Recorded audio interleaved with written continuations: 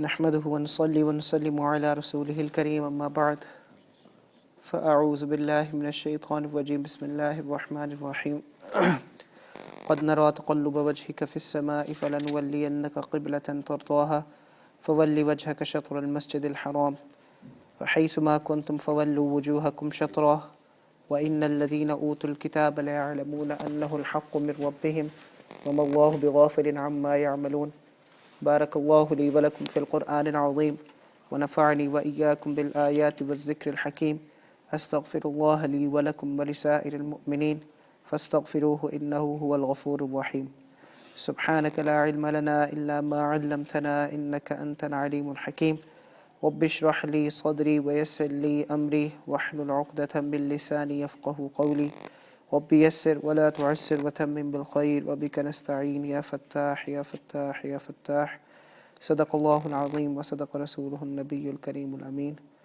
الحمدللہ اللہ سبحانہ و تعالیٰ کا شکر ہے اللہ نے مجھے اور آپ کو توفیق نصیب فرمائی ہے یہاں پہ بیٹھنے کے درس قرآن مجید کے سننے کی اور جیسا کہ آپ سب حضرات کو معلوم ہے کہ ہمارا سلسلہ ہے ہفتے کے اندر قرآن مجید کے درس کا ہم منگل کے بعد قرآن مجید کا درس منگل میں عشاء کی نماز کے بعد قرآن مجید کا درس کرتے ہیں اردو میں اور جمعے کو عشاء کی نماز کے بعد قرآن مجید کا درس کرتے ہیں انگلش میں اللہ سبحانہ و تعالیٰ سے دعا ہے کہ اللہ سبحانہ و تعالیٰ ہمارے اس سلسلے میں ترقی نصیب فرمائے اس سلسلے میں برکت نصیب فرمائے ہمارے اس سلسلے میں اخلاص نصیب فرمائے اور ہم سب کو توفیق نصیب فرمائے کہ جو کچھ ہم یہاں سے سیکھیں اس پر عمل بھی کر سکیں اور اپنی زندگیوں میں اس کو لے کر آ سکیں آج کی آیات وہ آیات ہے جو ایک عرصہ پہلے یہاں پہ ڈسکس ہو چکی ہیں جس کے اوپر بہت زیادہ ریسرچ کی گئی جس پہ بہت زیادہ بات کی گئی جس کو بار بار لے کر آیا گیا اپنے موضوعات کے اندر تقریرات کے اندر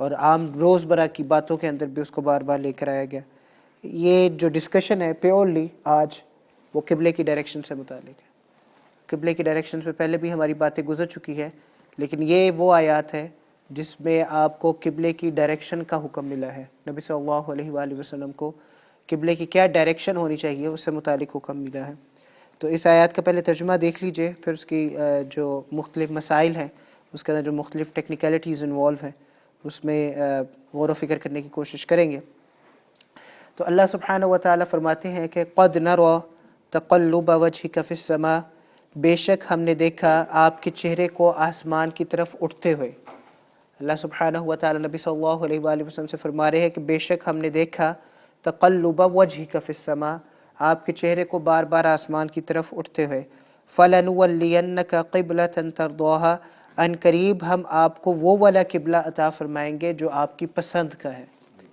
فَوَلِّ وَجْهَكَ شَطْرَ الْمَسْجِدِ الْحَرَامِ بس پھیر لیجئے اپنے چہرے کو مسجد حرام کی سمت کی طرف وَحَيْثُ مَا كُنْتُمْ فَوَلُّوا وُجُوهَكُمْ شَطْرَهُ اور جہاں کہیں بھی تم ہو اپنے چہرے کو اس شطر میں اس رخ میں اس سمت میں پھیر لو وَإِنَّ الَّذِينَ أُوتُوا الْكِتَابَ بے شک وہ لوگ جن کو کتاب دی گئی ہے لَيَعْلَمُونَ وہ جانتے ہیں أَنَّهُ الْحَقُّ مِنْ رَبِّهِمْ کہ یہ قبلہ حق ہے ان کے پروردگار کی طرف سے یہ باطل نہیں ہے غلط چیز نہیں ہے حق چیز ہے وَمَا اللَّهُ بِغَافِلٍ عَمَّا يَعْمَلُونَ اور اللہ تعالیٰ غافل نہیں ہے ان چیزوں سے جو تم لوگ کرتے ہو جو وہ کام کرتے ہیں اللہ ان سے غافل نہیں ہے اب یہاں پر ایک بات چھوٹی سی پہلے سمجھ لیجئے پھر مسائل میں چلے جائیں گے انشاءاللہ بہت سے حضرات مختلف وجوہات لکھی ہے کہ نبی صلی اللہ علیہ وآلہ وسلم کو کیوں شوق تھا اس بات کا کہ بیت اللہ خانہ کعبہ ہمارا قبلہ بن جائے امت مسلمہ کا قبلہ خانہ کعبہ بن جائے بیت اللہ بن جائے اس چیز کا نبی صلی اللہ علیہ وآلہ وسلم کو کیوں شوق تھا اس پہ مفسرین نے بہت ساری باتیں کہی ہیں لیکن ان باتوں میں کوئی تعارض نہیں ہے کوئی کانفلکٹ نہیں ہے کوئی ان میں کنٹرڈکشن نہیں ہے کوئی ان میں تعارض نہیں ہے آپس میں ٹکراتی نہیں ہے تو چاہے ایک وجہ کی وجہ سے ہو چاہے دو وجہ کی وجہ سے ہو یا تین وجہ کی وجہ سے ہو جتنی مرضی وجوہات ہو نبی صلی اللہ علیہ وآلہ وسلم کی اللہ سبحانہ و تعالیٰ سے یہ مانگنے کی کہ قبلے کو کس طرف پھیر دیا جائے بیت اللہ کی طرف پھیر دیا جائے اس میں کوئی مذائقہ نہیں ہے کیونکہ جتنی بھی وجوہات ہیں ان میں آپس میں کوئی ٹکراؤ نہیں ہے لیکن جو دو مین وجہ ہے جو آپ سب کو پہلے بھی پتہ چل چکی ہے وہ یہ ہے کہ نبی صلی اللہ علیہ وآلہ وسلم کو نبوت ملنے سے پہلے اور کتاب ملنے سے پہلے جب وہ ایک عام انسان کی حیثیت سے مکہ میں زندگی گزار رہے تھے 40 سال تک تو عام انسان کی حیثیت سے زندگی گزاری نا نبی تو نہیں تھے 40 سال تک تو عام انسان کی حیثیت سے بھی جب وہ زندگی گزار رہے تھے تو ان کو کون سا دین پسند تھا یا وہ کس دین کی فالو کر رہے تھے؟ وہ کس دین کو فالو کر رہے تھے؟ دین ابراہیمی کو. اپنی طبیعت کے لحاظ سے بھی اور ویسے بھی ان کو پسند یہ تھا کہ میں کس کو فالو کروں؟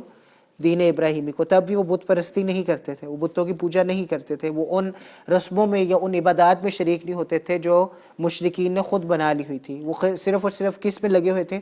دین ابراہیمی کی طرف لگے ہوئے تھے کہ حضرت ابراہیم علیہ السلام کا جو دین ہے اسی کی وہ پریکٹس کرتے تھے نبی ہونے سے پہلے بھی.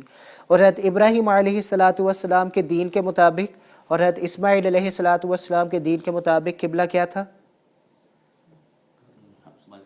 بیت اللہ. قبلہ کیا تھا؟ بیت اللہ. تو ان کی اس وجہ سے خواہش تھی کہ قبلہ کیا ہو جائے؟ بیت اللہ ہو جائے, کیونکہ نبی بننے سے پہلے بھی وہ کیا پریکٹس کرتے تھے؟ دین ابراہیمی پریکٹس کرتے تھے. نبی ہونے سے پہلے بھی وہ دین ابراہیمی پریکٹس کرتے تھے. نبی بننے کے بعد بھی اللہ نے ان کو یہی بتایا کہ آپ کے دین کی بنیاد کس کے دین پہ ہے؟ ابراہیم کے دین پہ ہے. اور ابراہیم علیہ السلام کے دین کے اندر قبلہ کیا تھا؟ بیت اللہ. اس لیے ان کی خواہش تھی کہ قبلہ مسلمانوں کا بھی کیا بن جائے. دوسری وجہ جو یہ بتائی جاتی ہے وہ یہ ہے کہ مشرکین جو رہتے تھے مکہ کے ارد گرد, جو قبائل عرب تھے, عرب کے جو قبائل تھے, جو ٹرائبز تھے عرب کے, وہ سب کے سب چلو بت پرستی میں تو مبتلا تھے, لیکن نام سے وہ کیا کہتے تھے کہ ہم کس کے دین کو فالو کر رہے ہیں. اگر آپ ان سے پوچھتے تھے کہ آپ کس کے دین کو فالو کر رہے ہیں, جو بت پرست لوگ تھے, جو مشرکین تھے, مکہ میں رہنے والے تھے, عرب کے قبائل تھے, وہ نام سے تو کیا کہتے تھے کہ ہم کس کو فالو کر رہے ہیں؟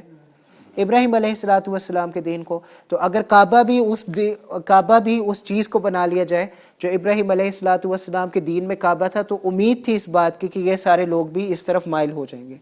کس طرف مائل ہو جائیں گے؟ اسلام کی طرف یہ سب لوگ مائل ہو جائیں گے. تو اس لیے بھی خواہش تھی.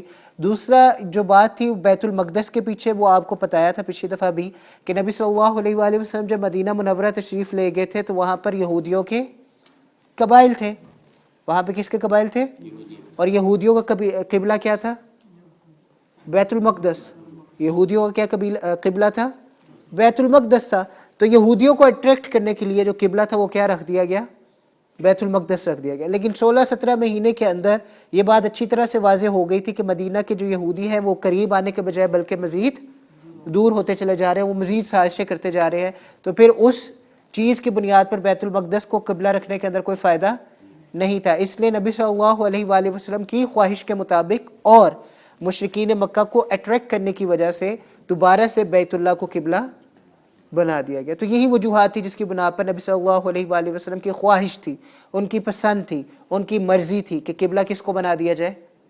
بیت اللہ کو. مشکل تو نہیں ہے نا یہ سمجھنا, آسان سی بات ہے نا. اگر کوئی آپ سے پوچھے کہ نبی صلی اللہ علیہ وآلہ وسلم کو کیا شوق تھا کہ بیت اللہ کو قبلہ بنا دیا جائے, تو آسان سے جوابات ہیں. پہلا یہ کہ نبی صلی اللہ علیہ وآلہ وسلم عام آدمی کی حیثیت سے بھی ملت ابراہیم کو فالو کرتے تھے, حضرت ابراہیم علیہ السلام کے دین کو فالو کرتے تھے, اور ان کے دین میں قبلہ کیا تھا؟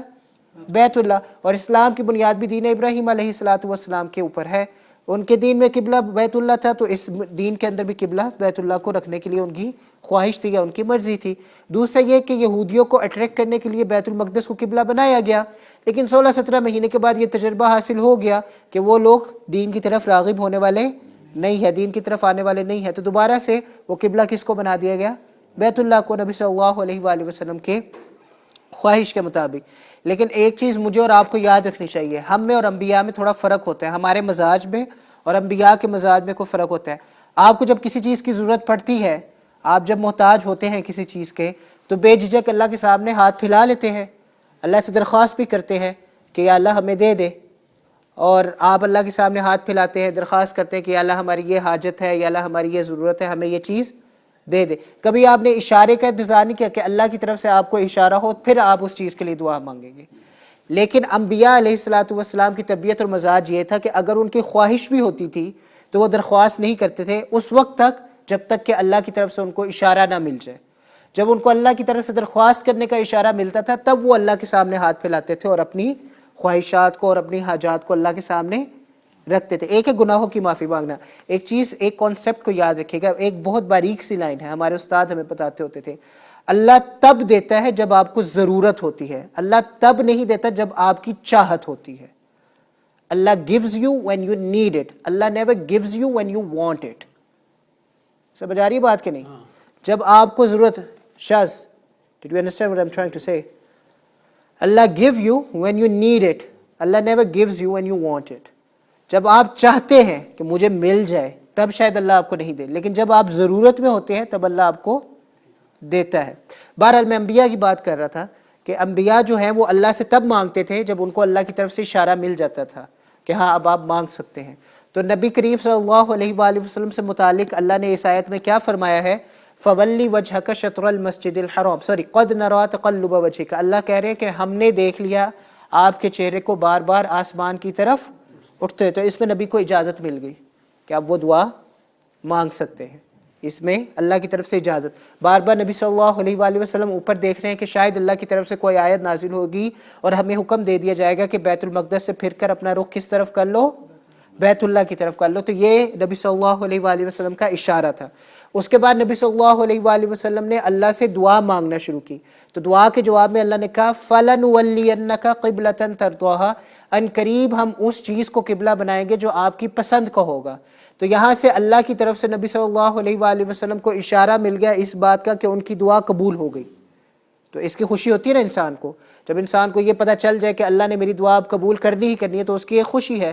اور اس کے فوراً بعد اللہ نے ان کی دعا قبول بھی کر لی. پہلے اللہ نے بتایا کہ میں قبول کروں گا، اس کے فوراً بعد اللہ نے قبول بھی کر لیا. اللہ نے کیا کہا؟ قَدْ نَرَىٰ تَقَلُّبَ وَجْهِكَ فِي السَّمَاءِ فَوَلِّ وَجْهَكَ شَطْرَ الْمَسْجِدِ الْحَرَامِ.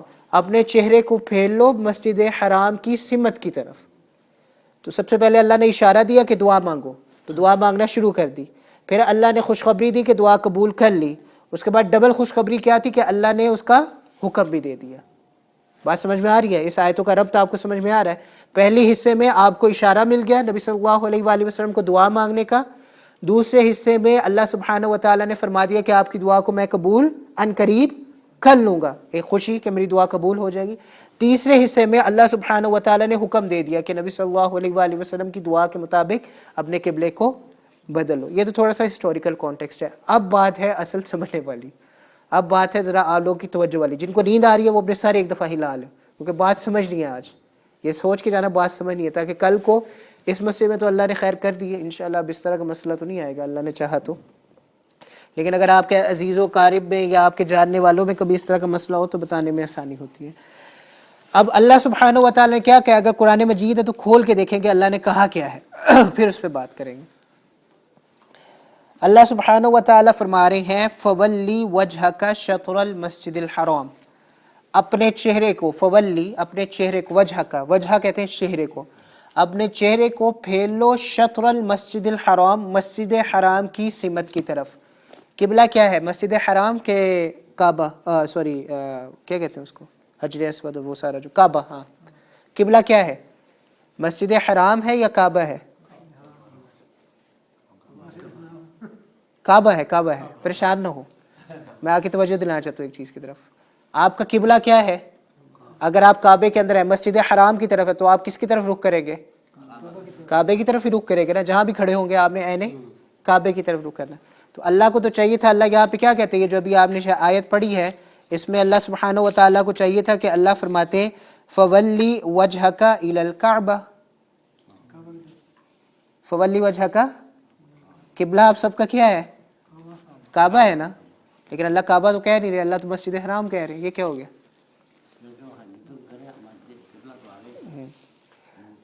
دوسری بات اللہ چاہتے تو اللہ کہتے فَوَلِّ وَجْهَكَ إِلَى الْكَعْبَةِ، لیکن اللہ سبحانہ و تعالیٰ شطرہ کا لفظ بھی لے کر آ رہے ہیں. آپ دیکھ رہے ہیں شطرہ کا لفظ. ان دونوں لفظوں کو اب ذرا سمجھنا ہے، پھر بعد کی باتیں سمجھیں گے. پہلے ان دونوں لفظ کو سمجھ لیں. میرا اور آپ کا، ہم سب کا یہ یقین ہے کہ دین اسلام ایک ایسا اسلام ہے، ایک ایسا دین ہے جو پریکٹیکل ہے ہر سچویشن کے اندر. ایسا دین ہے جس کو ہم اپلائی کر سکتے ہیں. ایسا دین نہیں ہے جس کو آپ صرف کتابوں میں لکھیں اور پڑھ کے کہ واہ سبحان اللہ، واہ سبحان اللہ، اور آپ اپنی زندگیوں میں اس کو شامل نہ کر سکے. اب زمانہ ہے نبی صلی اللہ علیہ وآلہ وسلم کا. آج کا زمانہ نہیں ہے کہ آپ کے پاس آئی فون سے آپ نکالتے ہیں اور گوگل میپ کے ذریعے سے آپ کو ڈائریکشنز مل جاتی ہیں. زمانہ ہے نبی صلی اللہ علیہ وآلہ وسلم کا. جو لوگ تو مکہ کے اندر ہے، جو کعبہ کو دیکھ سکتے ہیں، ان کے لیے تو کعبے کی طرف رخ کرنا بڑا آسان ہو گیا. لیکن جو مکہ کی وادیوں سے باہر ہے ان کو تو کعبہ نظر نہیں آ رہا، تو وہ کس طرف رخ کرے؟ وہ کس طرح سے اندازہ لگائے؟ اگر اللہ سبحانہ و تعالیٰ اس چیز کا حکم دیتے کہ عین کعبہ کی طرف اپنا رخ کر لو، تو جو مسجد حرام میں ہے جو مکہ کی وادی میں ہیں ان کے لیے تو عین کعبہ کی طرف قبلے کی طرف منہ کرنا آسان تھا، لیکن جو مکہ سے باہر ہے ان کے لیے یہ چیز پریکٹیکل نہیں تھی کہ وہ عین جتنا بھی وہ حساب کتاب لگا لیتے اس زمانے میں، ان کے پاس جتنی بھی ڈیوائسز تھی یا جتنے بھی آلات تھے اس کے ذریعے سے وہ جتنا بھی حساب کتاب لگا لیتے، اینگلز بنا لیتے، سارا کچھ کر لیتے، عین کعبہ کی طرف ان کا رخ ہونا بہت مشکل تھا۔ 100 میں سے 1% چانس ہے کہ 1% لوگوں کا کعبہ کی طرف منہ ہو جائے، باقی سارے کبھی کس طرف چلے جائے۔ تو اللہ سبحانہ و تعالیٰ نے کعبہ کو آپ کو کرائیٹیریا بنا کے نہیں دیا، بلکہ اللہ کعبے کی جگہ کس کو لے کر آئے؟ مسجد حرام کو۔ آپ مسجد حرام سے ہو کر آئے ہیں، کتنی بڑی ہے؟ کافی بڑی ہے۔ کتنے لوگ آ جاتے ہیں؟ لاکھوں کے حساب سے لوگ آ جاتے ہیں۔ آپ سب ہو آئے ماشاءاللہ، یہ تو ابھی آئے اس لیے میں ان سے پوچھ رہا تھا کہ یہ لیٹسٹ وہاں سے آئے۔ اب مسجد حرام بہت بڑی ہے، اتنی بڑی ہے کہ شاید ہمارا جو ٹاؤن ہے اس کو بھی اپنے اندر وہ لے سکتی ہو، اس کا رقبہ اتنا زیادہ ہے۔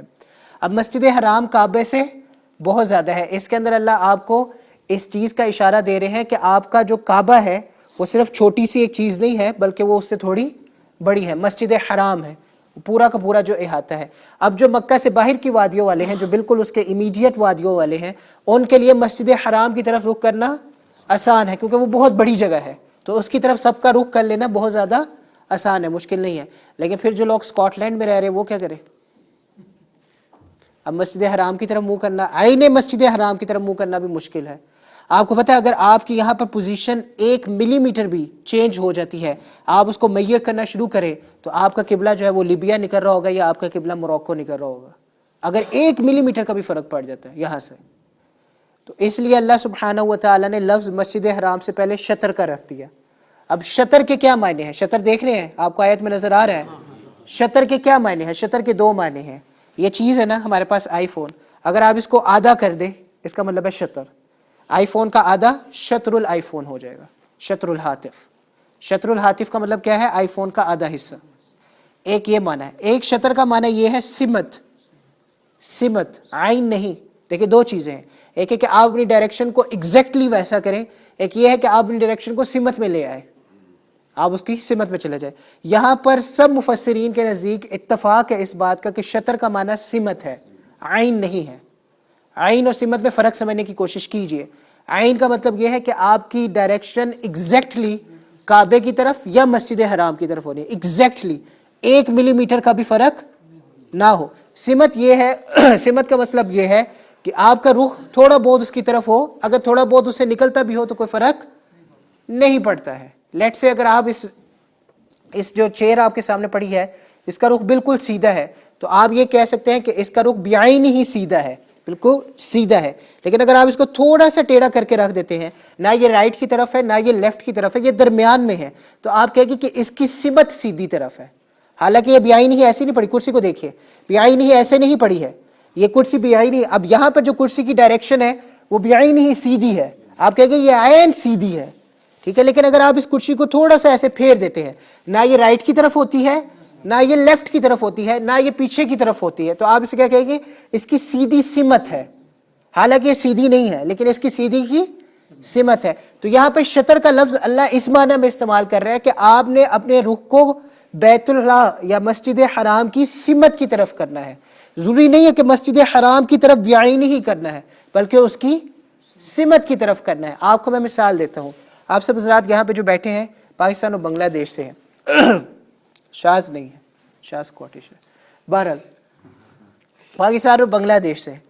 اب ہمارے پاکستان، بنگلہ دیش اور انڈیا، یہ جو اہل مشرق ہے، ان کا قبلہ مغرب ہوتا ہے، یاد رکھیے گا، ان کا جو بھی قبلہ ہے وہ ویسٹ ہے، مغرب کی طرف ہے۔ اب آپ اگر جا کے اسٹرونومی پڑھے آپ کو یہ سمجھ میں آئے گی بات کہ سردیوں میں اور گرمیوں میں جو مغرب ہے اس کے درمیان فاصلہ پیدا ہو جاتا ہے، اور سردیوں کی مغرب اور گرمیوں کی مغرب کے درمیان 48 ڈگری کا فاصلہ ہے، 48 ڈگری کا۔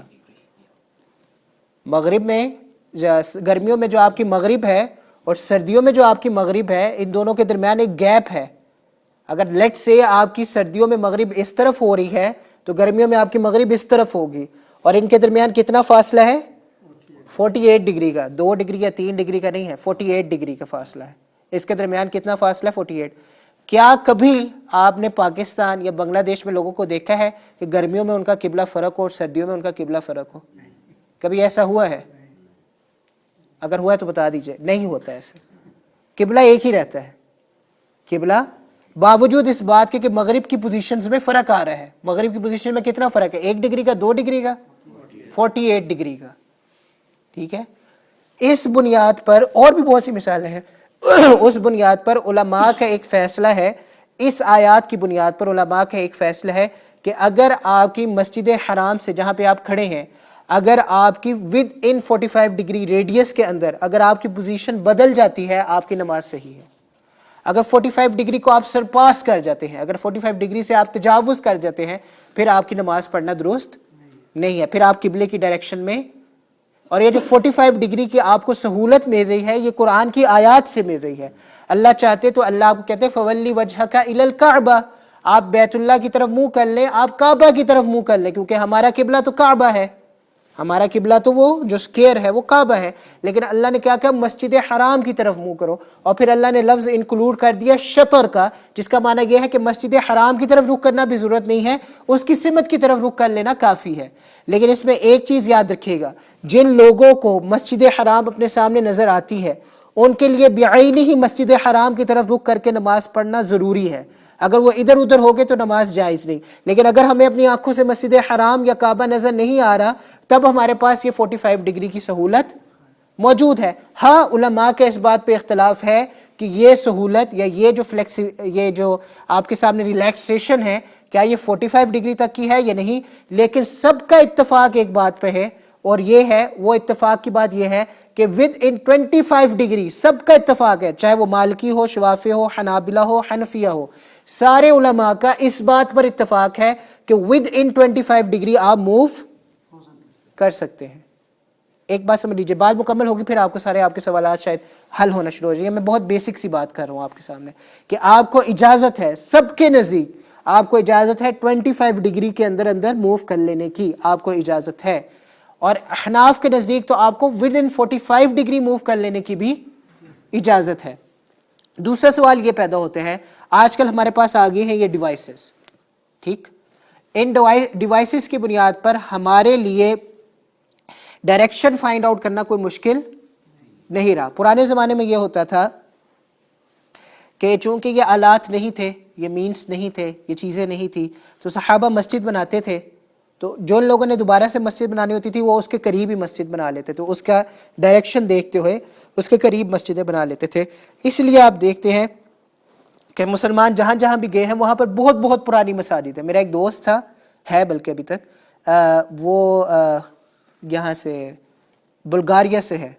اب بلغاریہ جو ہے یہ اسٹیٹ رہ چکی ہے رشیا کی، سوویت یونین کا حصہ رہ چکی ہے، اور اس میں بہت سارے کمیونسٹ بھی ہیں. لیکن یہاں پر خلافت عثمانیہ میں مسلمانوں کی خلافت تھی، اور یہاں پہ لوگ مسلمان بھی ہیں، 15% لوگ مسلمان ہیں بلغاریہ کے اندر. تو ان کے ہاں جو مساجد ہے وہ بھی کئی صدیوں پرانی مساجد ہے. اب یہ میں اس ملک کی بات کر رہا ہوں آپ کے سامنے جس ملک کے اندر اسلام ایک زمانے کے اندر بالکل ختم ہو چکا تھا. لوگ مسلمان تھے لیکن کلمہ شلمہ ان کو کچھ نہیں آتا تھا کمیونزم کی وجہ سے.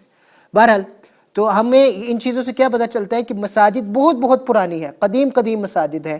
تو جو نئے لوگ بھی آ رہے تھے وہ کیا کرتے تھے کہ جو قدیم مساجد ہوتی تھی ان کے حساب سے اپنی مساجدیں آگے، یہ ایک چین تھی جو چلتی چلی آ رہی تھی، قدیم مساجد، نئی مساجد، پھر نئی مساجد، پھر نئی مساجد، نئی مساجد. ڈیوائسز کو یوز نہیں کیا جاتا تھا. اسی لیے اگر آج آپ ان ڈیوائسز کے ذریعے سے ان مساجد کے قبلے آپ ان کو ناپنا شروع کریں یا ماپنا شروع کریں تو آپ کو واضح فرق نظر آئے گا کہ ان کی ڈائریکشن بالکل مسجد حرام کی طرف نہیں ہے، بلکہ ان کے اندر کافی فرق ہے. ہمارے یہاں پر ایک پرچہ نکالا گیا تھا، اس پرچے کے اندر مختلف مساجد کے قبلوں کی ڈائریکشن کو معیر کیا گیا تھا. ایون کہ جو مسجد نبوی ہے اس کا بھی جو ڈائریکشن ہے، جو قبلہ ہے، وہ بعین ہی کعبے کی طرف یا مسجد حرام کی طرف نہیں ہے، وہ بھی 2 ڈگری آف ہے، 2 ڈگری وہ بھی آف ہے مسجد کا قبلہ جو ہے. اگر آپ بلو مسجد جو ٹرکی کی سب سے مشہور مسجدوں میں سے ایک مسجد ہے، بڑی مساجد میں سے، اس کا 24 ڈگری قبلہ آف ہے، ڈائریکشن سے اترا ہوا ہے 24 ڈگری. لیکن یہ ساری پرانی مساجد ہے. علماء کا ابھی بھی اس پہ اتفاق ہے کہ اگر آپ پرپس بلڈ مسجدیں بنائیں، یعنی جگہ خریدی ہے مسجد بنانے کے لیے، تو آپ کی ذمہ داری ہے کہ جتنا ہو سکے اپنی ڈیوائسز کے ذریعے سے معیر کر کے بعین ہی کعبے کی طرف رخ کر لیا جائے، یہ بہترین چیز ہے. لیکن لیٹ سے پرانی مساجد ہیں، وہاں پہ نماز پڑھی جا رہی ہے، آج کی ڈیوائسز کے اوپر آپ نتیجہ مرتب کر کے کہتے ہیں کہ ان کی نمازیں نہیں ہو رہی، یہ نتیجہ مرتب کر کے آپ کے لیے یہ بات کہنا جائز نہیں ہے، کیونکہ ریلیکسیشن ود ان دین موجود ہے. سیکنڈ بات یہ ہے کہ نبی صلی اللہ علیہ وآلہ وسلم نے فرمایا ما بین المشرق والمغرب قبلۃ، جو مشرق و مغرب کے درمیان جتنا بھی فاصلہ ہے وہ سارا کا سارا قبلہ ہے. اب تو وہ بیت اللہ کی بات یا مسجد حرام یا کسی بھی چیز کی بات رہی نہیں ہے، اب تو جس ملک میں آپ ہیں مشرق و مغرب کے درمیان آپ کا قبلہ بن جاتا ہے. اب مجھے آپ ایک بات بتائیں، ہمارے پاس تو یہ ڈیوائسز ہیں، ہمارے لیے تو قبلے کی ڈائریکشن کو میئر کرنا بہت زیادہ آسان ہو گیا ہے. اب میں آپ سے یہ سوال کرتا ہوں کہ آپ جنگلات میں چلے جائیں جہاں پر انسانیت بستی ہے آج بھی، اور وہ لوگ ان ترقی یافتہ چیزوں سے کوسوں دور ہیں، آج بھی وہ پرانی طرح کی زندگی گزارے. اب اگر ان کو نماز پڑھنی ہے اور ان کے پاس یہ ڈیوائسز نہیں ہے، اور آپ ان ڈیوائسز کو آج کیونکہ ماڈرن زمانہ آ گیا ہے، آپ ان ڈیوائسز کو سٹینڈرڈ بناتے ہیں کہ ان ڈیوائسز کے ذریعے سے جو قبلہ متعین کیا جائے گا وہی قبلہ ہے، اس کے علاوہ کوئی قبلہ نہیں ہے، تو پھر آپ کے لیے تو اسلام بڑا پریکٹیکل ہے کیونکہ آپ کے پاس تو یہ ڈیوائسز ہے. جن لوگوں کے پاس یہ ڈیوائسز نہیں ہے، جو جنگلات میں رہ رہے ہیں یا جو مختلف علاقوں میں رہ رہے ہیں، جو بہت زیادہ دور دور علاقوں میں رہ رہے ہیں، جن کے پاس یہ ڈیوائسز نہیں ہے، ان کے لیے تو پھر اسلام پریکٹیکل ہوا ہی نہیں. کیوں؟ کیونکہ آپ نے اپنی ذہنیت کی بنیاد پر یا اپنی اوپینین کی بنیاد پر یہ کہا کہ آج کل تو بڑی اچھی اچھی ڈیوائسز آ گئی ہیں، ان ڈیوائسز کے ذریعے سے جو قبلہ متعین ہوگا بس وہی قبلہ ہے، باقی وہ جو پرانی ریلیکسیشن تھی وہ تو ختم ہو گئی، اس کی اب ضرورت نہیں ہے. آپ کے لیے تو اسلام بہت پریکٹیکل ہو گیا. میں جنگلوں کی بھی بات نہیں کرتا، ہمارے پاکستان کے اندر بہت زیادہ دیہاتی علاقے ہیں، ان دیہاتی علاقوں میں لوگوں کو آئی فون کا نہیں پتا یا لوگوں کو ان چیزوں کا نہیں پتا، لوگ ان چیزوں سے کوسوں دور ہیں. اور اگر ان کو آئی فون کا پتہ بھی ہے، لاہور کے اندر جہاں پہ میں رہتا ہوں، جو شہر ہے جو کہ ترقی یافتہ شہروں میں سے ہے پاکستان کے اندر، لوگ موبائل آئی فون یوز کرتے ہیں لیکن انہیں آئی فون کی مختلف اپلیکیشنز یوز کرنی نہیں آتی. وہ آئی فون کو صرف اس لیے یوز کرتے ہیں کہ یوٹیوب دیکھ لیں گے یا وہ انٹرنیٹ یوز کر لیں گے یا وہ فون ریسیو کر لیں گے. ان کو ڈائریکشنز کا یوز کرنا، نیویگیشنز کا یوز کرنا نہیں آتا کیونکہ پاکستان میں نیویگیشنز کا سسٹم ہے ہی نہیں. وہ اس کے ذریعے سے آپ اگر جنگلات میں بھی نہیں جاتے، آپ بڑے بڑے شہروں میں بھی چلے جائیں، لوگ اس کے ذریعے سے آج بھی قبلے کا رخ متعین نہیں کر سکتے.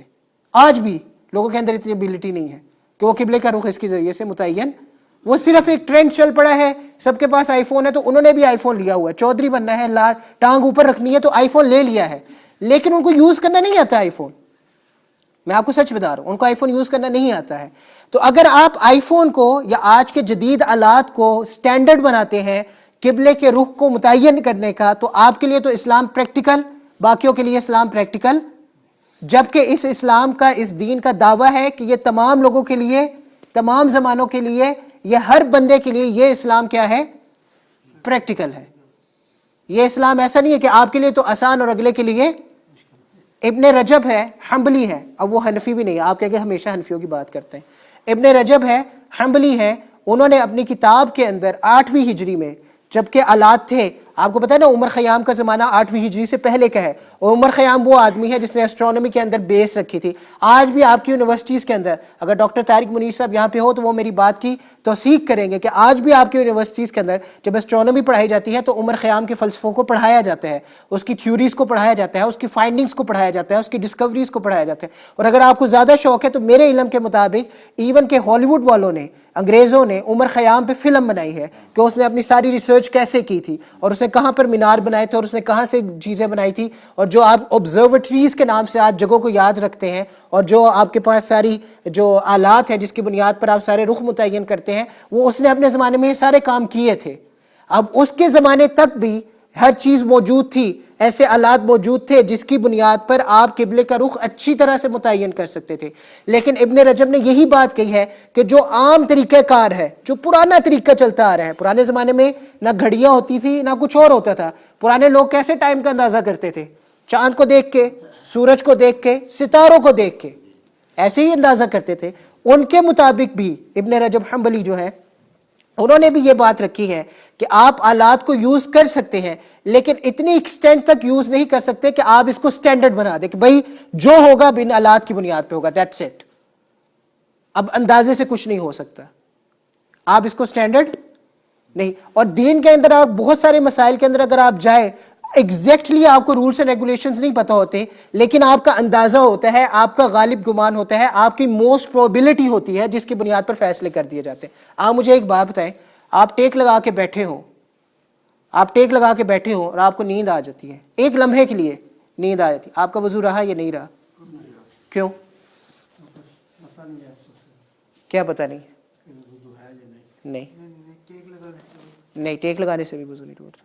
اس کے پیچھے وجہ کیا ہے؟ اگر آپ نے ٹیک لگائی ہوئی تھی، آپ کے ایک لمحے کے لیے آنکھ لگ گئی، آپ پھر اٹھے ایک دم سے، آپ کو وضو کرنا پڑے گا، آپ سب کا وضو ٹوٹ جاتا ہے، سب کے نزدیک وضو ٹوٹ جاتا ہے۔ اس کے پیچھے وجہ کیا ہے کہ جب آپ نے ٹیک لگائی، آپ کے جو جوڑ ہے اس کے اندر آرام پیدا ہو گیا، ان آرام پیدا ہونے کی وجہ سے اگر آپ کی ہوا کا اخراج ہوا ہے، اگر آپ کے ہوا جسم سے نکلی ہے تو آپ کو اس کا پتہ نہیں چلے گا۔ حالانکہ ایک لمحہ جو ہے جس میں آپ کی ابھی آنکھ لگی تھی اور آپ اٹھ گئے، موسٹ پروبیبلٹی ہے، چانسز یہ ہے کہ آپ کی ہوا نہیں خارج ہوئی ہوگی، آپ کا وضو نہیں ٹوٹا ہوگا، لیکن اس کے باوجود حکم کس بات کا ہے کہ وضو کر کے آؤ۔ اب یہاں پہ آپ مجھے یہ بتائیں کہ یہ یقینی بات ہے یا اندازے کی بنیاد پر حکم دیا جا رہا ہے؟ نہیں، یقینی نہیں ہے، یہاں پہ یقینی بات نہیں ہے، یا اندازے کی بنیاد پر آپ کو حکم دیا جا رہا ہے کہ وضو۔ میں جو آپ کو بات سمجھانے کی کوشش کر رہا ہوں وہ یہ ہے کہ آج بھی ہمارے پاس اتنی زیادہ ٹیکنالوجی ہے کہ ہم ہر چیز کو میئر کر سکتے ہیں، لیکن اس کے باوجود بھی شریعت کے کچھ احکامات ایسے ہیں جو اندازے کی بنیاد پر کیے جاتے ہیں۔ آج بھی ڈیوائسز کو اس میں انوالو نہیں کیا جا سکتا۔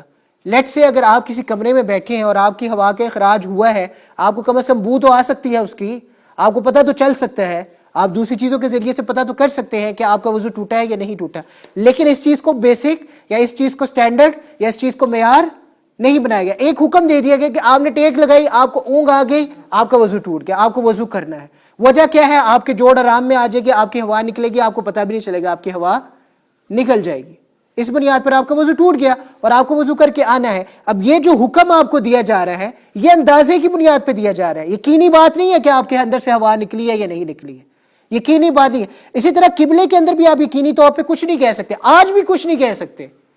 ہمارے یہاں پہ یہ مسئلہ ہوا، ایک بندے نے اپنے آئی فون سے میئر کیا، اس نے کہا جی جو ڈائریکشنز ہیں، جو ڈگری آف ہے وہ 18 ڈگری ہے۔ ڈاکٹر صاحب باہر تشریف لائے اسٹرانومی کے اندر جو ماہر ہے، انہوں نے اپنے حساب سے چیزیں کی، انہوں نے کہا جی 22 ڈگری ہے۔ ایک بندہ آیا اس نے کہا 24 ڈگری ہے، ایک آیا اس نے کہا 31 ڈگری ہے، ایک آیا اس نے کہا 48 ڈگری ہے۔ سب یہی ڈیوائسز یوز کر رہے تھے، سب یہی ڈیوائسز یوز کر رہے تھے۔ اس نے کہا جو فرق ہے، جو ڈفرنس ہے، سب سے پہلے شروع ہوا تھا 11 سے، 11 سے ہوتے ہوتے ہوتے ہوتے وہ 48 پہ چلا گیا۔ کیونکہ میرے اور آپ جیسا لے مین جب اس کو آن کرتا ہے اور اس کو یوز کرنا شروع کر دیتا ہے، آپ کے اس جگہ کے اندر، سراؤنڈنگز کے اندر ایسی چیزیں ہوتی ہیں جس کی بنیاد پہ اس کی ڈائریکشن بدل جاتی ہے۔ اگر آپ اسے باہر جا کے کریں گے تو یہ آپ کو کچھ اور دکھائے گی، آپ اندر آ کے کریں گے تو یہ آپ کو کچھ اور دکھائے گی۔ ایون کہ آج بھی آپ کے پاس ایسی ٹیکنالوجی نہیں ہے جس کی بنیاد پر آپ قطعی طور پر کہہ سکتے ہو کہ یہ قبلے کی ڈائریکشن ہے، یہ لائن ڈرا کر دو اور یہ ایگزیکٹلی قبلے کی ڈائریکشن ہے۔ اس لیے ابن رجب حنبلی نے یہ بات کہی ہے کہ اگر آپ ڈیوائسز کو یوز کرنا چاہتے ہیں تو ضرور کریں، لیکن اس ایکسٹینٹ تک آپ یوز نہیں کر سکتے جس کی بنیاد پر آپ یہ کہیں کہ یہ ڈیوائسز سٹینڈرڈ ہے قبلہ بنانے کے لیے، کیونکہ اللہ نے اس کو سٹینڈرڈ، اللہ نے سٹینڈرڈ کیا ہے؟ مسجد حرام کی طرف سمت کر لو، یہ اللہ کی طرف سے سٹینڈرڈ ہے۔ اور فقہاء نے اس سٹینڈرڈ کی بنیاد پر آپ کو اجازت دی ہے، ریلیکسیشن دی ہے کہ ود ان 25 ڈگری آپ موو کر سکتے ہیں۔ آپ کو پتہ ہے اگر آپ ان ڈیوائسز کو اگر آج سٹینڈرڈ بنا لیتے ہیں، اس کی بنیاد پر آپ کہتے ہیں کہ مسجد نبوی میں نماز نہیں ہوتی، جو ٹرکی کی بلو مسجد ہے اس میں نماز نہیں ہوتی، ایون کہ آپ کو پتہ ہے آپ کی سینٹرل مسجد کا بھی قبلہ ڈائریکٹلی نہیں ہے مسجد حرام کی طرف، پھر سینٹرل مسجد میں جا کے بھی بتائیں کہ سب کو نمازیں نہیں ہوتی ان کی۔ اس بنیاد پر آپ لوگوں کے دل میں شک پیدا ہو جائے گا کہ جو صحابہ نے نمازیں پڑھی تھی شاید ان کی نمازیں بھی نہیں ہوئی، کیونکہ ان کا جو قبلہ تھا یا ان کی ڈائریکشن تھی وہ ڈائریکٹلی قبلے کی طرف تو نہیں تھی، ڈائریکٹلی وہ قبلے کی طرف نہیں تھی، تو شاید ان کی بھی پھر نمازیں نہیں ہوئی۔ اس لیے آج بھی علماء کا اس بات پر اتفاق ہے کہ اگر آپ کو چاند دیکھنا ہے تو کس طرح سے دیکھنا ہے، کس طرح سے ویو کرنا ہے؟ اپنی آنکھ کے ذریعے سے، نیکڈ آئی کے ذریعے سے۔ آپ یوز کر سکتے ہیں آج کی جو آبزرویٹریز میں پڑی ہوئی ہیں، کیا کہتے ہیں ان کو، مائکروسکوپس وغیرہ، ان کو یوز کر سکتے ہیں آپ، کیونکہ مائکروسکوپ تو چاند آپ کو خلا کے اندر بھی ہوگا تو وہ آپ کو اتنا بڑا کر کے دکھا دے گی، چاند تو آپ کو دکھا دے گی وہ، تو پھر تو ہر روز نیا چاند چلے گا، ہر روز نئی عید ہوگی، ہر روز نیا رمضان ہوگا۔ آج بھی حکم کیا ہے کہ نیکڈ آئی سے آپ نے دیکھنا ہے چاند نظر آتا ہے کہ نہیں۔ اسی طرح مسجد حرام کے متعلق بھی یہ فیصلہ ہے قبلے کے متعلق بھی یہ فیصلہ ہے کہ آج وہ جو پرانے طریقے تھے جس کی بنیاد پر آپ ایک اندازے کے ذریعے سے مسجدوں کو قائم کر لیتے تھے، وہی ایک اندازہ ہے. آپ چاہے اندازہ ان ڈیوائسز کے ذریعے سے لگائیں یا چاہے اندازہ کسی اور ہے، وہ اندازہ وہ یقینی نہیں ہے اور آپ اس کو یقینی بنا بھی نہیں سکتے، اور آپ یہ کہہ بھی نہیں سکتے کہ اس یقین کی بنیاد پر سارے قبلوں کو متعین کرنا شروع کر لو. لہٰذا اس چیز کو ذہن میں رکھا جائے، غور میں رکھا جائے اور اصل بات کو سمجھ لیا جائے. مسجدیں جب بھی بنائی جائے خوب اہتمام کیا جائے کہ ہمارا رخ قبلے کی طرف ہی ہونا چاہیے جتنا بھی ہو سکے. لیکن اگر کل کو کوئی شخص آ کر آپ کو یہ کہتا ہے کہ آپ کے قبلے میں 2 ڈگری کا، 4 ڈگری کا، 5 ڈگری کا، 15 ڈگری کا، 25 ڈگری کا فرق ہے، تو اس سے کوئی فرق نہیں پڑتا. اس سے کوئی، آپ کی نماز اللہ کے ہاں مقبول ہے، اس پر اطمینان رکھیے. ہم نے جب یہاں پہ قبلے کی ایشو اٹھا اور ہم نے جب لوگوں کو کنونس کرنے کی کوشش کی، میرے علم میں یہ بات نہیں تھی، میں آج آپ کے سامنے اس بات کا اقرار کرتا ہوں کہ میرے علم میں یہ بات نہیں تھی کہ ڈائریکشن کچھ اور تھی اور ہم نے کچھ اور رکھی ہوئی تھی. کیونکہ اگر آپ کے علم میں ہو تو چاہیے تو یہی ہے کہ ڈائریکشن اس طرف ہی ہونی چاہیے، اس کو بدلنا نہیں چاہیے. لیکن بہرحال جب یہ معاملہ ہوا، میری پہلی رائے یہ تھی کہ قبلے کو بدل دیا جائے، لیکن میری رائے تبدیل ہوئی اور میں نے کہا قبلہ سیدھا ہی رکھو. اس کی بنیاد کیا تھی؟ اس کی وجہ یہ تھی کہ بہت سے لوگوں نے اٹھ کے فتوے دینا شروع کر دیے تھے کہ جو لوگ یہاں پہ نماز پڑھیں ان کی نمازیں نہیں ہو رہی. اس ضد کی بنیاد پر مجھے یہ لگا تھا کہ بہتر یہ ہے کہ ہم قبلے کو سیدھا ہی رکھیں، اس کو بدلے نہ.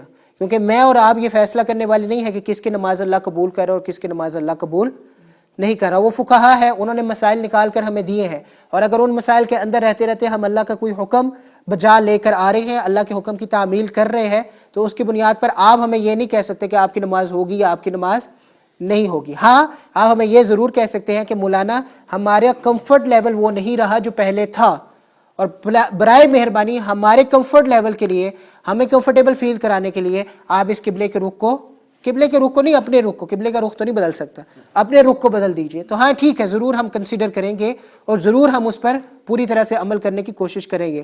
لیکن اگر یہ بات وجود میں آ جاتی ہے کہ آپ کی نماز قبول نہیں ہوتی، پھر تو ہمیں چاہیے کہ دیکھیں، میں یہ بات بھی اپنی بنیاد پہ نہیں کہہ رہا. نبی صلی اللہ علیہ وآلہ وسلم نے فرمایا ہے التکبر مع المتکبر صدقۃ، صحیح حدیث ہے، متکبر آدمی کے ساتھ تکبر دکھانا نیکی ہے. ویسے تکبر کبیرہ گناہ ہے، اللہ کہتا ہے میری چادر کو وہ بندہ کھینچتا ہے جو تکبر دکھاتا ہے، لیکن متکبر آدمی کے سامنے تکبر دکھانا نیکی ہے. اب ایک آدمی اگر متکبر ہو کے یہ بات کہتا ہے کہ تیری نماز نہیں ہوتی، تو پھر میرے ذمہ ہے کہ میں تکبر دکھا کے اسے کہوں کہ میری نماز ہوتی ہے، اور یہ نیکی ہے میرے نزدیک، کہ نبی صلی اللہ علیہ وآلہ وسلم نے یہ بات کی. بہرحال اللہ نے ہمیں توفیق دی، اس بات پر ہم سب کا ایگریمنٹ ہو گیا کہ قبلے کو بدل دینا چاہیے، اور ہم نے آج الحمدللہ قبلے کو بدل دیا ہے، وہ ساری باتیں ختم ہو گئی ہیں. لیکن یہ ایک قسم کا ریمائنڈر ہے میرے اور آپ کے لیے. اس زمانے میں بہت فتنہ اٹھا تھا، اور اگر میں آپ کو بتاؤں میرے لیے اس مسجد میں جو سب سے مشکل ٹائم تھا وہ 2-3 مہینے تھے، سب سے زیادہ مشکل. اس عرصے کے درمیان مجھ پہ بھی بہت باتیں کی گئی، میرے ساتھیوں پہ جو میرے ارد گرد ابھی بیٹھے ہوئے ہیں ان پہ بھی بہت باتیں کی گئی. مفتی شہباز صاحب ہیں جو میرے بہت اچھے ساتھی ہیں، میرے بھائیوں کی طرح ہیں، ان پہ بھی بہت باتیں کی گئی، ہر شخص پر باتیں کی گئی. اور ایک فتنہ عروج پہ تھا، اور بہت زیادہ عروج پہ تھا. اس وقت اللہ نے بہت سے بھائیوں کو سمجھ بھی نصیب فرمائی تھی، لیکن بہت سے بھائی تھے جو سمجھ میں نہیں آ پا رہے تھے. لیکن اللہ سبحانہ و تعالیٰ نے کسی نہ کسی طرح سے، کیونکہ اللہ کے ہاں میرا یہ یقین کامل ہے کہ اللہ کے ہاں یہ جگہ مقبول ہے، اس لیے اس فتنے کو ختم کرنے کے لیے خاص طور پر جب کہ میں یہاں پر آیا ہوں، ایک ہی دفعہ صرف مولانا سعد صاحب یہاں پہ تشریف لائے ہیں، صرف ایک دفعہ، اور وہی موقع تھا جب وہ یہاں پر آئے تھے. یہ وہ مولانا ہے جن کے انڈر پورے مدارس، UK کے پورے مدارس چل رہے ہیں، سب سے بڑی شخصیتوں میں سے ایک شخصیت ہے. وہ ایڈنبرا اس وقت آئے تھے جب یہ فتنہ عروج پہ تھا ہماری مسجد کے اندر، اور انہوں نے آ کر ہمیں یہ بات سجیسٹ کی تھی، چونکہ وہ ہمارے بڑے ہیں، دین کو ہم سے بہتر جانتے ہیں، انہوں نے ہم سے زیادہ مساجد اور ہمارے سے زیادہ مکاتب و مدارس چلائے ہیں. انہوں نے جب ہمیں یہ مشورہ دیا کہ آپ کو بدل دینا چاہیے، پھر ہمارے سامنے کوئی چوائس نہیں تھی اور ہم نے بدلنا ہی تھا. لیکن الحمدللہ آج اس قبلے کو بدلنے کی وجہ سے میں یہ دیکھتا ہوں کہ ہماری مساجد کے اندر، ہماری مسجد کے اندر خاص طور پر یہ مسائل نہیں ہے کہ لوگ آپ سے یہ پوچھیں کہ آپ خطبہ عربی میں کیوں دیتے ہیں، آپ ہر نماز کے بعد دعا کیوں کرتے ہیں، آپ رفع یدین کیوں نہیں کرتے ہیں، آپ آمین بالجہر کیوں نہیں کرتے ہیں، آپ قرات خلف الامام کیوں نہیں کرتے ہیں. اس طرح کے مسائل ہماری مسجد میں نہیں ہوتے. الحمدللہ ہماری مسجد میں عرب حضرات بھی آتے ہیں، بنگلہ دیشی بھائی بھی آتے ہیں، پاکستانی بھائی بھی آتے ہیں، انڈین بھائی بھی آتے ہیں. ہر بندہ اپنے مذہب کے مطابق، اپنے فقہ کے مطابق نماز پڑھتا ہے. کچھ بہت اونچی اونچی آمین کہتے ہیں، کچھ بالکل ہی آمین نہیں کہتے، کچھ پیچھے سے قرات بھی کرتے ہیں اور امام کی غلطی آ جائے تو وہ غلطی بھی نکال دیتے ہیں، اور کچھ پیچھے بالکل خاموش رہتے ہیں. ایک ہم آہنگی ہے، کبھی فتنے قائم نہیں ہوئے، اور اس کی وجہ یہ ہے کہ الحمدللہ ہم نے اس فیصلے کو بدلا، جس فیصلے کی بنیاد پر لوگوں کے دلوں میں ہماری عزت اللہ نے اور پیدا کر دی. تو مسائل اپنی جگہ ہیں، ان کا سمجھنا اپنی جگہ پہ ہے، لیکن ایک چیز کو یاد رکھیے گا، جب بھی ہمارا تعلق اجتماعیت سے ہو، انفرادیت سے نہیں ہو. یہ بات میں حاجی صاحب کو بھی سمجھانے کی کوشش کر رہا تھا، حاجی امیر صاحب کو بھی، کہ جب بھی ہمارا تعلق اجتماعیت سے ہوتا ہے، اجتماع سے ہے، لوگوں سے ہے، انفرادیت سے نہیں ہے، تب ہمیں اپنی پسند اور ناپسند کو پس پوش رکھنا پڑتا ہے. ہمیں اپنی پسند ناپسند کو پیچھے، ہمیں اپنے آپ کو ایڈجسٹ کرنا ہوتا ہے، یا کہ ہم پورے مجمع کو ایڈجسٹ کریں، یہ ممکن نہیں ہوتا. ہمیں اپنے آپ کو تھوڑا سا فلیکسیبل کرنا ہوتا ہے. اگر بچے آپ کے سامنے کبھی کبھار بات کرتے یا شور مچاتے ہیں، بجائے اس کے کہ ہم بچوں کو ڈانٹیں اور ان کا دل برا کریں، ان کو سمجھانا ہمارا فرض ہے اور ان کو سمجھاتے رہنا ہمارا فرض ہے. لیکن اگر ہمیں غصہ آ جاتا ہے اور اس کی بنیاد پر ہم بچے کو ڈانٹتے ہیں، کبھی ہمارے منہ سے کوئی ایسی بات نکل آتی ہے جس کی بنیاد پر بچہ اتنا اثر لے لیتا ہے کہ وہ مسجد آنا روک دیتا ہے، مسجد آنے سے اپنے باپ کو منع کر دیتا ہے. آج ہی ناصر صاحب مجھے یہ بات بتا رہے تھے، جو ہمارے عراقی بھائی ہیں، وہ مجھے یہ بات بتا رہے تھے کہ میرے بیٹے کے ساتھ ایسا حادثہ ہوا ہے، اب مسجد اس کو لے کر آنا میرے نزدیک قیامت ہے، کہ میں اس کو مسجد کیسے لے کر آؤں. میرے نزدیک اس کو قیامت، وہ اس کو قیامت تصور کرتے ہیں. کہتے ہیں میں نیچے آیا آج دوپہر کو، میں نے اسے 1:15 بجے اٹھایا، اور اس کے بعد میں نے اس کو کہا کہ اب ہم نے جانا ہے مسجد. تو وہ کبھی نیچے چھپتا تھا، کبھی اوپر چھپتا تھا، کبھی پردوں کے پیچھے چھپتا تھا، کبھی پردوں سے باہر چھپتا تھا. کہتے ہیں اس کو میں یہاں پہ کیسے لے کر آؤں یہ مجھے پتہ ہے. اور یہ صرف اور صرف کیوں ہوا؟ ایک دفعہ کسی نے اس کو کچھ کہہ دیا. میں یہ نہیں کہہ رہا، دیکھیں بچے بچے ہیں، ان کا کام ہے شور مچانا، ان کا کام ہے شیطانی کرنا، وہ فرشتے نہیں ہیں. ایک ہمارے بزرگ تھے، انہوں نے درخواست کی میرے والد صاحب کو، ان کی شادی نہیں تھی، ان کے بچے نہیں تھے، انہوں نے درخواست کی میرے والد صاحب کو کہ اپنے خاندان کے بچے لے کے میرے گھر آئیے. تو میرے بابا نے سب کو بڑا ڈانٹ کے، میں بھی تھا، میرے بابا نے سب کو بڑا ڈانٹ کے، چھوٹے تھے ہم، ڈانٹ کے کہا ادھر جا کے شور نہ مچانا، ایسی بات نہ کرنا، ویسے نہ کرنا، چپ کر کے بیٹھنا. ہم چلے گئے، ہم جا کے چپ کر کے صوفوں پہ بیٹھ کے چپ کر کے بیٹھے رہے. تو وہ بزرگ تشریف لائے، اور انہوں نے ہم سب کو بڑے غور سے دیکھا، ہمارے نام پوچھے، سلام دعا کیا، بڑے غور سے ہم سب کو دیکھا. غور سے دیکھنے کے بعد وہ میرے بابا کو کہتے ہیں ارشد صاحب میں نے تو آپ سے کہا تھا بچوں کو لے کر آئے، آپ کن کو لے کر آ رہے ہیں؟ یہ تو نہ شور ڈال رہے ہیں نہ کچھ اور کر رہے ہیں. ان کے کہنے کا مقصد یہ تھا کہ بچوں کو لے کر آئے تاکہ کوئی ہلہ گلا ہو، مجھے پتہ چلے میرے گھر میں بچے ہیں. لیکن وہ بچے جو تھے وہ تو بڑوں سے بھی زیادہ مؤدبانہ طور پہ پیش آ رہے تھے، وہ اتنے چپ کر کے بیٹھے ہوئے تھے. کہنے کی بات یہ ہے کہ مسجدوں میں بچوں نے آنا ہے. یہ ہم جس معاشرے میں ملک میں رہ رہے ہیں، اس معاشرے ملک کے اندر اگر ان کو کوئی اسلامی ماحول ملے گا، ان کو دین کے نام پر بات سننے کو ملے گی، تو وہ صرف اور صرف مساجد ہے. گھروں میں بھی ویسا ماحول نہیں بن پاتا، اسکولوں کی تو بات ہی نہ کریں آپ. مکاتب میں جب وہ مکتب میں 2 گھنٹے کے لیے آتے ہیں تو اس میں استاد اتنا پٹ رہا ہوتا ہے، یار بچے کے سبق بھی سننا ہے، آگے سبق بھی دینا ہے، 15 20 بچے ایک کلاس میں بیٹھے ہیں، کبھی وہ کوئی بات کرے گا کبھی وہ، تو استاد کا سارا ٹائم بچوں کو سنبھالتے ہی گزر جاتا ہے اور تربیت کا موقع ہی نہیں ملتا. جو باقی وقت آتا ہے جب بچے مسجد میں، آپ یہ نوٹ کیجئے گا کہ جب بچہ مسجد میں نماز پڑھنے کے لیے آتا ہے اس وقت وہ جو اپنے استاد سے تعلق قائم کرتا ہے وہ فرق ہے. مکتب میں وہ کبھی اپنے استاد سے تعلق قائم نہیں کر پاتا، اس کے پاس ٹائم نہیں ہوتا کہ وہ ایک ریلیشن شپ بنا سکے اپنے استاد کے ساتھ. 15 بچے اگر ایک کلاس میں بیٹھے ہیں، 2 گھنٹے میں سب کا سبق سننا ہے، سب کو سبق دینا بھی ہے، ایک بچے کے حصے میں 3 یا 4 منٹ آتے ہیں، اس 3 یا 4 منٹ میں بچے کی استاد سے کیا بات ہوگی؟ لیکن جب وہ مسجد میں آنا شروع ہوتا ہے اپنے ماں باپ کے ساتھ، اپنے باپ کے ساتھ مسجد میں، تب اس کا اپنے استاد سے ایک ریلیشن شپ بننا شروع ہوتا ہے، اس کی ایک ہم آہنگی ہونا شروع ہوتی ہے. اور اگر ہم خود پہ نوٹ کریں، بہت دفعہ ایسے ہوتا ہے کہ ہم نکروں میں کھڑے ہوتے ہیں، کونوں میں کھڑے ہوتے ہیں اور اونچی اونچی آواز میں باتیں کر رہے ہوتے ہیں، بول رہے ہوتے ہیں. کئی دفعہ ایسے ہوا کہ لوگ نماز پڑھے اور ہم پیچھے بیٹھ کے اونچی اونچی آواز میں قرات کی تلاوت کر رہے ہیں. اس وقت تو کوئی ہمیں کچھ نہیں کہتا یا ہمیں کوئی ڈانٹتا نہیں ہے. درخواست ضرور کرتے ہیں کہ بھائی اپنی آواز تھوڑی نیچے کر لو. اس لیے میں آپ کو یہ بات سمجھانے کی کوشش کر رہا تھا کہ اجتماعیت کے اندر جب ہمارا معاملہ اجتماع کے ساتھ ہوتا ہے، تب ہمیں یہ نہیں دیکھنا ہوتا کہ مجھے کس بات پہ غصہ آتا ہے یا مجھے کس بات پہ ہنسی آتی ہے، تب ہمیں دیکھنا ہوتا ہے کہ اجتماع کے لیے کیا چیز زیادہ مناسب ہے. بہت سی باتیں ایسی ہیں یہاں پہ جو مجھے ذاتی طور پہ پسند نہیں آتی. اگر میں آپ کو بتاؤں تو جب آپ لوگ مصلی پیچھے لے کر آئے مجھے نہیں اچھا لگا. کیوں؟ کیونکہ مجھے پتہ ہے کہ انشاءاللہ عورتوں کی ایک دفعہ جگہ بننی ہے، اسے میں اور فاروق صاحب ڈسکس کر رہے تھے، اور جب بھی عورتوں کی جگہ بننی ہے مصلی واپس آگے چلا جانا ہے، جب بھی بننی ہے. تو بجائے اس کے کہ ہم مصلی کو کبھی ادھر رکھیں کبھی ادھر رکھیں کبھی ادھر رکھیں، ایک جگہ مصلی کی فکس ہو جہاں پہ میں آؤں نماز پڑھوں اور سب پڑھ کے چلے جائیں. ضروری نہیں کہ مصلی کو ہر جگہ فکس کیا جائے یا اٹھایا جائے. لیکن جب مجھ سے آپ لوگوں نے پوچھا امام صاحب ٹھیک ہے مصلی ہم ادھر ادھر کر لیں، میں نے کہا کوئی مسئلہ نہیں. کیوں میں اس چیز کو انا کا مسئلہ بناؤں کہ مصلی کو ادھر کر لیا جائے؟ اجتماع اگر اس بات سے راضی ہے ٹھیک ہے، اجتماع اگر اس بات سے راضی ہے کہ ہم قبلے کی ڈائریکشن اس رخ کی طرف کر لیں، ہم نے ٹیپیں لگائی اور رخ کر لیا، ہمارا نہ خرچہ ہوا نہ کچھ اور ہوا الحمدللہ. تو اجتماع کو زیادہ دیکھیں. جب انفرادیت کی بات آتی تب آپ انفرادی بات کریں، لیکن اجتماع کو دیکھنا پڑے گا. اگر آپ کا کمفرٹ لیول نہیں ہے، آپ سے سنتے نہیں پڑی جا رہی لوگوں کے شور کی وجہ سے، بہت سارے کمرے ہیں یہاں پہ، آپ دوسرے کمروں میں جا کے نماز پڑھ سکتے ہیں. آپ کو کوئی مسئلہ نہیں ہے. لیکن اپنی طبیعت کی بنیاد پر اگر ہم بچوں کے ساتھ ڈانٹ ڈپٹ کرنا شروع کر دیں یا ہم انا میں آ جائیں اور غصے میں آ جائیں تو وہ بات سمجھ سے باہر ہے، وہ بات سمجھ میں نہیں آتی ہے. اس کو سمجھنا ضروری ہے. ہاں اگر آپ مجھ سے یہ بات پوچھیں کہ ڈائریکٹلی مولانا مسجد میں آواز پیدا کرنا یا آواز کرنا جائز ہے ناجائز ہے، تو ناجائز ہے، بالکل ناجائز ہے. لیکن اس کے ساتھ ساتھ یہ بھی بات یاد رکھیے گا، آپ کی وجہ سے اگر کوئی بچہ مسجد میں آنا بند کر دے گا تو یہ شاید ناجائز کی حد سے بھی زیادہ بڑھ جائے. اگر وہ مسجد میں آنا بند ہو جائے، اگر آپ ذریعہ بن جاتے ہیں کسی بچے کی ضلالت کا، گمراہی کا، تو آپ نے اللہ کو کل جا کے کیا رخ دکھانا ہے، کیا منہ دکھانا ہے. تو یہ چیز ذہن میں رکھیے گا. سم ٹائمز اپنے آپ کو ایڈجسٹ کرنا پڑتا ہے، جیسے ہم نے اس معاملے کے اندر کیا اور الحمدللہ اس کی وجہ سے اللہ نے ہمیں عزت ہی عطا فرمائی ہے. باقی مسئلے کی جہاں تک بات تھی، آپ ساروں کے سامنے مسئلہ آ گیا.